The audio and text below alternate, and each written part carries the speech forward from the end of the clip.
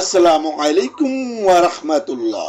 প্রিয় দর্শক, আমরা প্রত্যেকেই মনের অজান্তে হলেও কম বেশি গীবত করে থাকি, কিন্তু আমরা একবারও চিন্তা করে দেখি না যে এই গীবতের কারণেই হয়তো জাহান্নামের শাস্তি ভোগ করা লাগতে পারে।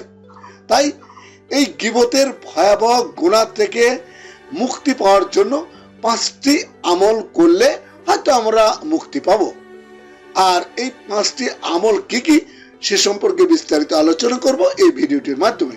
তাই সবাইকে শেষ পর্যন্ত সঙ্গে থাকার জন্য বিশেষভাবে অনুরোধ করছি। বিসমিল্লাহির রহমানির রহিম। গীবত বা পরনিন্দা একটি ঘৃণিত অভ্যাস।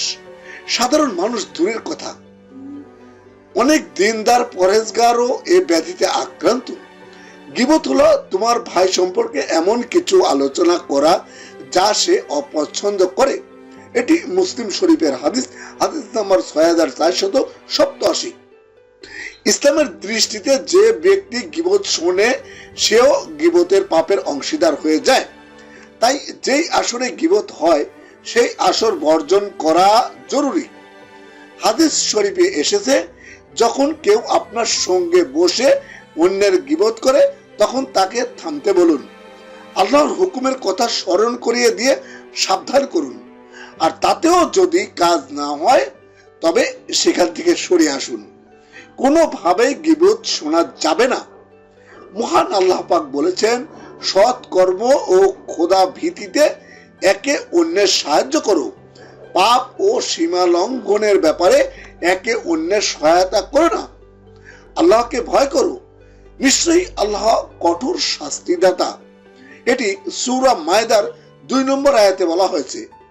মনে রাখতে হবে, পবিত্র কোরআনে গীবতের ভয়াবহতা সম্পর্কে যে কঠিন শব্দ ব্যবহার করা হয়েছে অন্য কোন গুনাহের ক্ষেত্রে ততটা রুক্ষ ভাষা ব্যবহার করা হয়নি।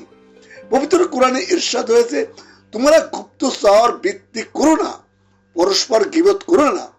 তোমাদের মধ্যে কেউ কি মৃত ভাইয়ের গোশত খাওয়াকে পছন্দ করো? অবশ্যই তোমরা তা পছন্দ করবে না। এটি সূরা হুজরাতের 12 নম্বর আয়াতে বলা হয়েছে। প্রিয় নবী সাল্লাল্লাহু আলাইহি ওয়াসাল্লাম ইরশাদ করেন, যখন আমাকে মেরাজে নেওয়া হলো সে সময় এমন কিছু মানুষের পাশ দিয়ে অতিক্রম করলাম যাদের নখ ছিল তামার, যা দিয়ে তারা নিজেদের মুখমণ্ডল ও বক্ষদেশ খামচে ক্ষত বিক্ষত করছিল। আমি জিবরাইল আলাইহিস সালামকে প্রশ্ন করলাম, এরা কারা?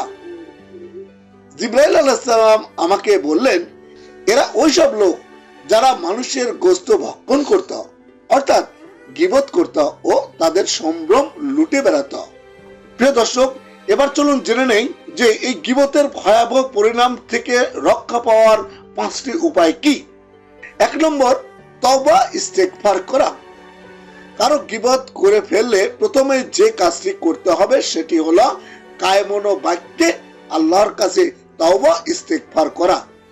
গুনাহের জন্য লজ্জিত ও অনুতপ্ত হয়ে নিজেকে ভৎসনার মাধ্যমে সেই ইস্তেগফার করতে হবে এবং ভবিষ্যতের জন্য এমন গুনাহ না হয় সেজন্য দৃঢ় প্রতিজ্ঞ হতে হবে। এটি হলো গীবতের ক্ষতিপূরণ হিসেবে প্রথম পদক্ষেপ।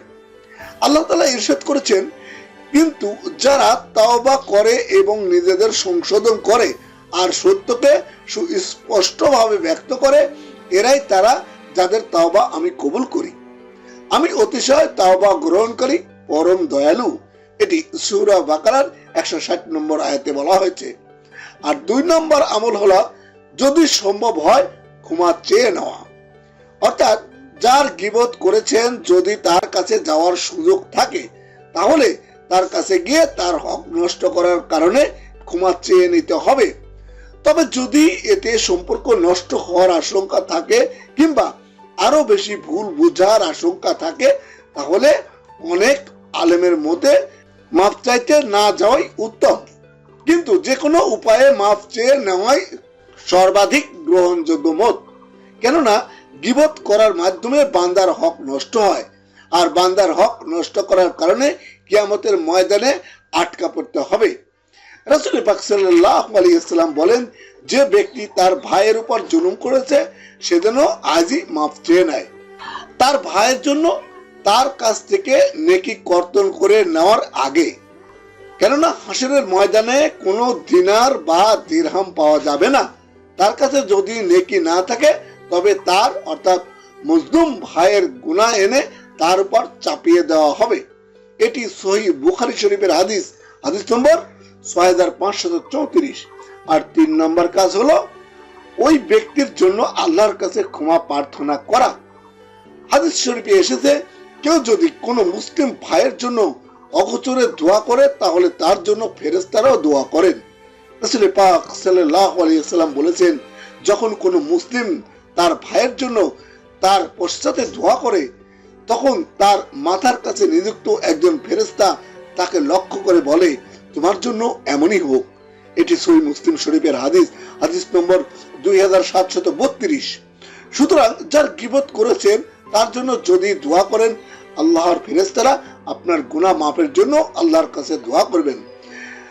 তাছাড়া এমন দোয়াকে গীবতের কাফফারা বলা হয়েছে হাদিস শরীফে। হাদিস শরীফে বর্ণিত আছে, গীবতের কাফফারা হলো তুমি যার গীবত করেছো তার জন্য মাগফিরাতের দোয়া করবে। তুমি এভাবে বলবে, হে আল্লাহ, তুমি আমার ও তার গুনাহ মাফ করে দাও। যদিও হাদিসটিকে জয়ীফ বলেছেন আলেমরা, তবুও এই হাদিসের উপর আমল করতে কোনো অসুবিধা নেই, কেননা অন্যান্য হাদিসের সঙ্গে এটি সাংঘর্ষিক নয়। আর 4 নম্বর আমল বা কাজটি হলো মজলিস শেষ করে দোয়া পাঠ করা। যেই মজলিসে গীবত করা হয়েছে সেই মজলিস থেকে ওঠার সময় বিশেষ দোয়া পাঠ করা। এতে করে হাদিস অনুযায়ী মজলিসের ভুল ভ্রান্তি ক্ষমা করে দেওয়া হবে। আর এই দোয়াটি হলো, সুবহানাকাল্লাহুম্মা ওয়া বিহামদিকা আশহাদু আল্লা ইলাহা ইল্লা আনতা আস্তাগফিরুকা ওয়া আতুবু ইলাইকা। অর্থ হলো, হে আল্লাহ, আমি আপনার সপ্রশংসা পবিত্রতা ঘোষণা করছি। আমি সাক্ষ্য দিচ্ছি যে আপনি ছাড়া কোনো উপাস্য নেই। আমি আপনার কাছে ক্ষমা প্রার্থনা করছি এবং আপনার কাছে তওবা করছি। এটি তিরমিজি শরীফের হাদিস, হাদিস নম্বর 3433। সুতরাং দোয়াটি পাঠ করার মাধ্যমে মজলিসের গুনাহ থেকে অনেকটা নিষ্কৃতি পাওয়া যাবে ইনশাআল্লাহ। সর্বশেষ বা 5 নম্বর, মজলিসে ওই ব্যক্তির প্রশংসা করা। মজলিসে যে ব্যক্তির গীবত করা হয়েছে তার কোনো প্রশংসা করা হলে সেটি গীবতের গুনাহ থেকে ক্ষমা পাওয়ার কারণ হতে পারে।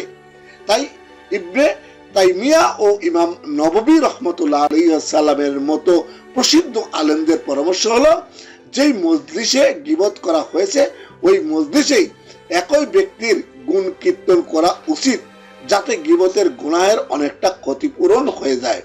পবিত্র কোরআনে বলা হয়েছে, নিশ্চয়ই ভালো কাজ খারাপ কাজের ক্ষতিপূরণ হয়। এটি সূরা হুদের 114 নম্বর আয়াতে বলা হয়েছে। কাজেই কারো গীবত হয়ে থাকলে তার গুণগুলো উল্লেখ করা উত্তম। আল্লাহ তাআলা মুসলিম উম্মার সবাইকে গীবত করে ফেললে উল্লেখিত আমলগুলো করার তৌফিক দান করুন, আমিন।